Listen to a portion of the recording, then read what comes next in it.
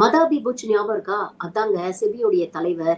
இவர் அதானிக்கு உதவுறதுக்காக பல ஸ்டாக் மேனிபுலேஷன்ல ஈடுபட்டாரு. அதானியுடைய கூட்டு களவாணி அப்படின்னு இவர் மீது ஹிண்டன்பர்க் அறிக்கை ஒண்ணு ரிலீஸ் ஆச்சு. அது உங்க எல்லாருக்கும் ஞாபகம் இருக்கும். இது சம்பந்தமாக திரிணாமுல் காங்கிரஸ் எம்பி மஹுவா மொய்த்ரா லோக்பால் அமைப்பிடம் ஒரு புகாரை கொடுத்தார். இவரை சிபிஐயும் அமலாக்கத்துறையும் விசாரிக்க வேண்டும் அப்படின்னு சொன்னார். ஆனால் லோக்பால் என்ன பண்ணுச்சு அப்படின்னு பாத்தீங்கன்னா, வெளிப்படையாக இவ்வளவு ஆதாரங்கள் இருந்தும் இந்த குற்றச்சாட்டுகள் எல்லாம் வெறும் யூகங்கள் அடிப்படையில் ஆனது.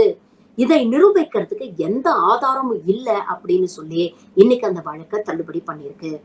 பாஜகவுக்கு ஆதரவாக செயல்படுறவங்க எவ்வளவு பெரிய குற்றச்சாட்டுல ஈடுபட்டாலும் அதற்கு ஆதாரம் இருந்தாலும் அவங்களை எப்படி காப்பாற்றணும் அப்படிங்கறத இந்த ஒன்றிய அரசுக்கு தெரியும்.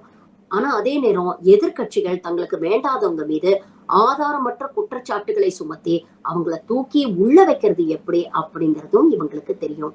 இதுதான் ஒன்றிய அரசுடைய இரட்டை நிலைப்பாடு. இத பத்தி தான் நாம தொடர்ந்து பேசிக்கிட்டு இருக்கோம். இந்த நாட்டுல நீங்க சங்கியா இருந்தா எவ்வளவு பெரிய குற்றச்சாட்டு செய்தாலும் அதிலிருந்து எளிதில் தப்பிவிடலாம்.